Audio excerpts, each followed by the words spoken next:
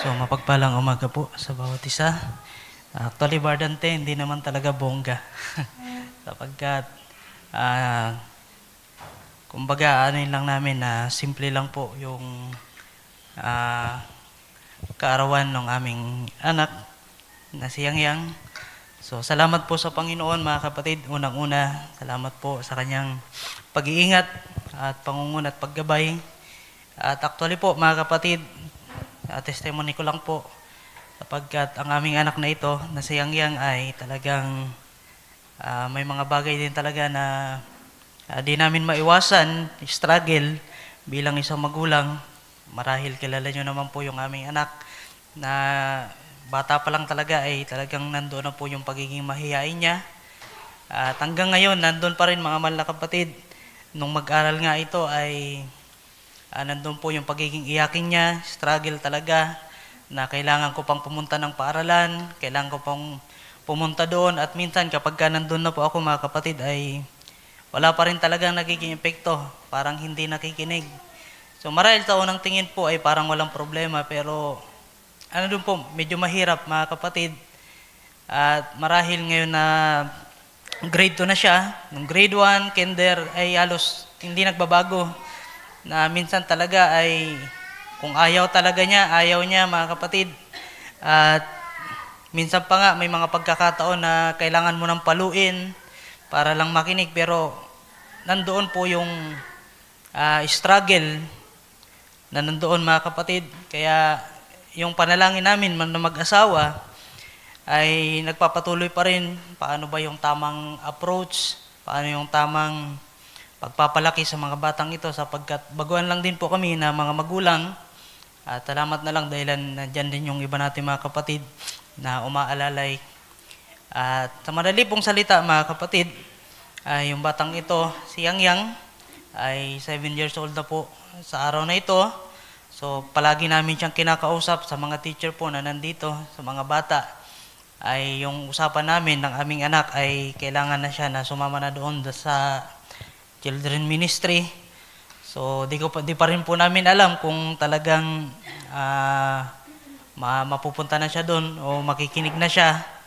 Kaya salamat pa rin sa biyaya ng Panginoon mga kapatid. Itong testimony na ito ay makita natin na sa kabila na yung mga bata ay may mga bagay na kailangan silang turuan, yung mga magulang kahit anong sikap mga kapatid na gawin. Ito po yung naintindihan ko, may mga bagay pa rin talaga na napapalampas natin. At nandito nga po si Maynilda, yung bantay po namin sa aming anak, na napakabait po ni Sister Nilda.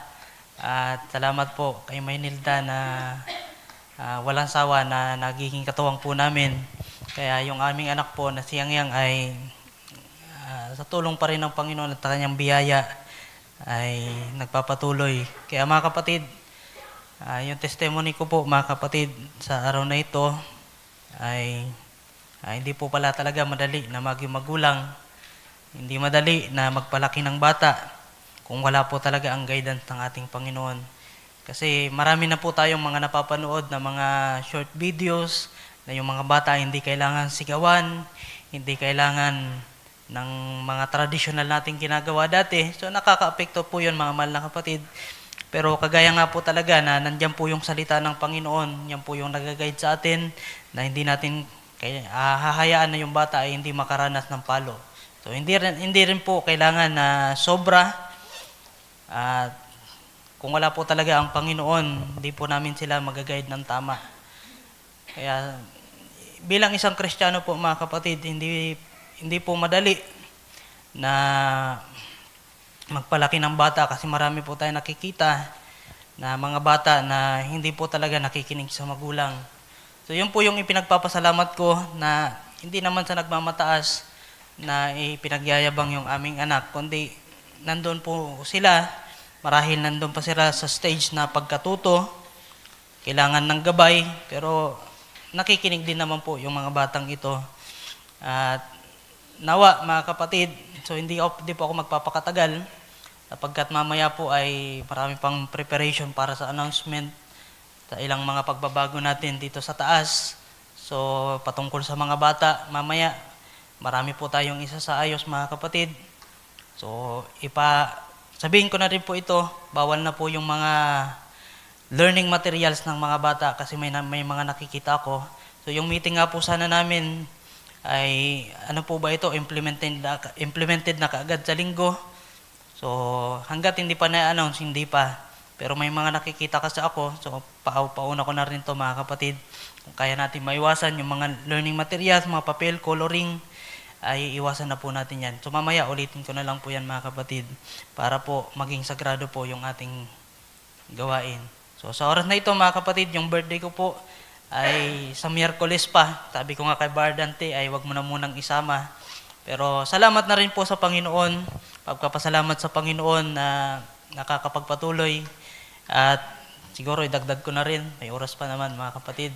So habang kami nag-sharing ng ating kapatid, Barjep, ay napapabulay-bulay sa kalagayan ko bilang isang mananampalataya na marahil kagaya nung nabanggit nung nakaraang Miyerkules na hindi basihan yung palagi kang nasa loob ng gawain, hindi basihan na ikaw ay walang absent para masabing nagagawa mo yung kalooban ng Panginoon.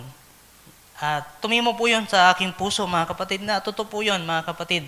At sabi ko habang nagbubulay-bulay na napakinggan ko yung salita na yun, yes, totoo kasi sa kabila na ilang pagkakataon lang tayong wala sa gawain, ay hindi naman po malilingid na hindi tayo nanlalamig, hindi rin po malilingid na tayo ay hindi nanghihina. So, ano lang po to mga kapatid, kumbaga, sa puso lang talaga nakasalalay yun kung paano natin i-handle yung maraming bagay na nangyayari sa ating buhay. May mga pagkakataon nga na maggagawain na lang, hindi pa kayo ayos ng iyong asawa, kailangan mo munang lapitan siya, ayusin, humingi ng sorry para maging tama yung puso mo bago pumarito sa gawain. So marahil nandyan lang kami sa likod. Sabi nga ng ating kapatid, Barjep, kung absent si Brother Chad, ano kaya, parang nakakatawa naman pakinggan sapagkat nandyan lang yung bahay namin. At isang bagay rin po yun ay pinagpapasalamat sa Panginoon na napakalapit lang ng simbahan, pero hindi yun exemption mga kapatid para hindi kumilos ang kaaway na maglagay ng ilang mga pagsubok. Dahilan kagaya nga po ng problema bilang mayroong asawa mga kapatid, salamat na lamang sa Panginoon dahilan yung ating pastor kasama natin dito sa ating simbahan, dito sa area. So nalilimitahan din po yung sigawan ay nalilimitahan sapagkat maaring marinig. Yung pagpaparagapal ng pintuan ay talagang maiiwasan din kasi pag tumunog yung pintuan po dyan sa church, rinig po sa bahay namin. Kapag yung sa bahay din po namin, lumagabog yung kung ano man, narinig din po sa buong building. At isa rin po yun sa mga factor na yung patience, yung pagtitimpi, yung pagkukontrol ay nandoon mga kapatid. Pero ang kaaway po ay tuso mga kapatid na marami pong mga ginagawa. Kaya patuloy po ako nagpapasalamat sa Panginoon. Sabi ko nga kay Brother Jeff, na nung nakaraang Biyernes, kung di po ako nagkakamali, habang nag-uusap po kami, na naalala ko po yung isang kwento ng isang estudyante na mayroon siyang instructor mga kapatid na yung estudyante na ito ay nagtatrabaho na po na parang feeling niya hindi siya na-appreciate sa kanyang trabaho, walang increase. Nasabi nga nung trabador na yon na estudyante dati, bumalik siya sa kanyang instructor na ipinaliwanag niya yung kanyang kalagayan, bakit kaya hindi nakikita yung kanyang mga ginagawa, hindi nakikita na magkaroon ng increase doon sa kanyang pinagtatrabahuhan. At sabi niya nung kanyang instructor, sa madaling salita rin mga kapatid, ay pinakita niya yung example doon sa ilaw, na tingnan mo yung isang ilaw, kapag kayan ay kumukurap-kurap, ano yung kinakailangan gawin? Kailangan bigyan yan ng atensyon at bigyan yan ng tamang pagsasaayos. At tuwang-tuwa po yung trabahador, mga mahal na kapatid, tuwang-tuwa siya na bumalik sa trabaho at ginawa niya. Umabsent po siya ng isang araw.